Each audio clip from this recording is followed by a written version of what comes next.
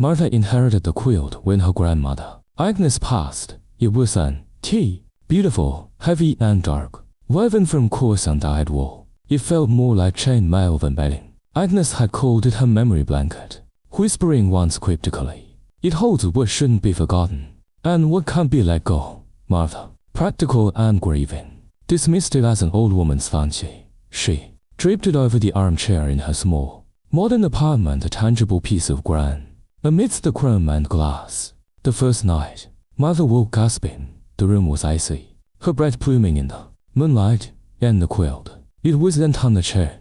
It lay, perfectly centered on her bed, heavy as a corpse. She shoved it off, her skin prickling, sleepwalking. She reasoned, stress. But it happened again the next night, and the next. Each time, the cold deepened, smelling faintly of damp earth and lanolin. Each time, the quilt lay upon her suffocatingly heavy, always perfectly placed.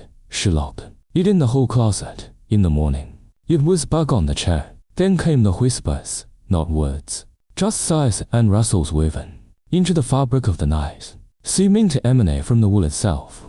Martha started avoiding the living room. The quilt seemed made to watch her. Driven by frustration and a growing dread, Martha decided to confront the thing. One rainy afternoon, she spread the quilt on the floor. In the grey light, the rough weave looked like a topographical map of sorrow. As she ran her fingers over it, a jolt went through her, not electric, but emotional. A wave of profound, aching loneliness, sharp as grief, flooded her senses. She snatched her hand back. That night, the quilt appeared on her bed again, but this time, Martha didn't push it off. Shivering, half mad with fear and curiosity, she lay down on top of it. The cold leached into her bones. The whispers intensified, resolving into a single mournful sound. Weeping, a man's weeping. And then she saw, not with her eyes but in her mind, vivid as memory, a young Agnes, her face tight straight, standing in the dim college kitchen. Not Martha, cheerful, grand, but a woman hollowed by grief. Before her stood Amon, tall and broad-shouldered, his face obscured by shadow. He wore rough workman's clothes. Agnes held out. "Yeah," chirped Mark. "Please." Thomas, the vision, Agnes whispered, her voice thick with tears for the pain. "Just sleep." The man hesitated, then took the mug, draining it. He swayed, then collapsed heavily onto an arrow caught against the wall. The same dark wool quilt pulled up to his chin. Agnes watched, her hand pressed to her mouth, silent sob shaking her shoulders. The image faded, replaced by a suffocating sense of guilt and despair. Martha sat bolt upright, gasping. Thomas, Gran had rarely spoken of her first husband, Thomas, who died young before the war. Fever, she always said. Her eyes briefly clouded, but this was an fever. Agnes had given him something that made him sleep. The quilt became unbearable. Its weight was no longer just physical. It was the weight of Gran's secret, Thomas' confusion and betrayal. The cold spots grew larger, centering around the chair. The weeping echo, yet constantly in Martha's mind. She found herself avoiding sleep, terrified of seeing more.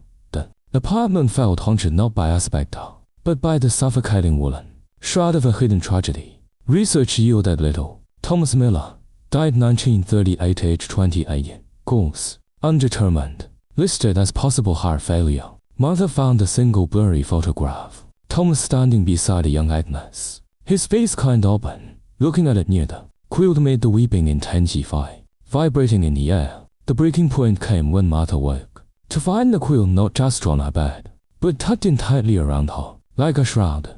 Panic seized her. She couldn't tread. She fought free, deambling into the living room. In the pale dawnlight she saw it. The surface of the quilt was changing. Where before it had been uniformly rough, a patch near the center now looked different, darker, almost damp. Yet she watched horrified. Faint shapes seemed to form in the wave, the outline of the chipped mark from her vision. Thomas wasn't haunting the apartment. He was trapped in the quilt. Agnes had woven her guilt, her secret, and his lingering confusion and sorrow into the very fibers. It was an memory blanket. It was a prison of woe and remorse. Martha knew what she had to do. She couldn't live with this suffocating presence. She bundled the heavy quilt into her car and drove to the wind-swept, Hills where Grand Soul Cottage had once stood.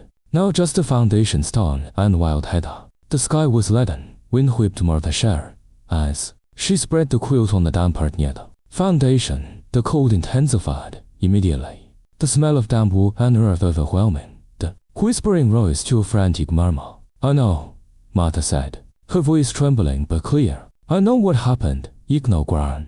I know Agnes was sorry, so terribly sorry." She pulled out the photograph of Thomas and Agnes, placing it gently on the quilt. "Thomas Miller, you deserve better. You deserve peace." She took a deep breath, then flicked open her lighter. The tiny flame danced wildly in the wind. "This weight isn't used to carry anymore, either of you." She touched at the flame to a corner of the quilt. The coarse wall, saturated with decades of trapped emotion, caught fire with surprising speed. Flames, cold blue at their heart, raced across the surface, consuming the dark patch the mug shape. The heavy wave, as it burned, Martha didn't feel heat. She felt an immense release, like a sigh escaping the earth itself. The wind rose, howling, but it wasn't mournful anymore. It was cleansing. The oppressive cold vanished for a fleeting moment. Standing amidst the swirling smoke and ash, Martha saw two figures. A young Agnes, her face finally free of its burden, reaching out her hand, and Thomas, his kind face no longer shadowed. Taking it, they didn't smile, but a profound sense of peace radiated from them.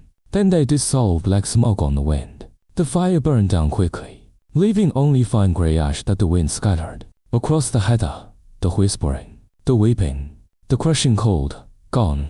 Only the smell of rain and burnt wool lingered, fading fast. Back in her apartment, the silence felt different. Light, empty, but not lonely. The heavy guilt that had seeped yet into the walls with the quilt had vanished. Martha kept the photograph. Sometimes, on stormy nights, when the wind rattles the windows, she doesn't hear weeping. She hears something else, faint, distant, like an echo of a sigh of relief, and she thinks of ashes scattered on the hill, and the unbearable weight finally lifted.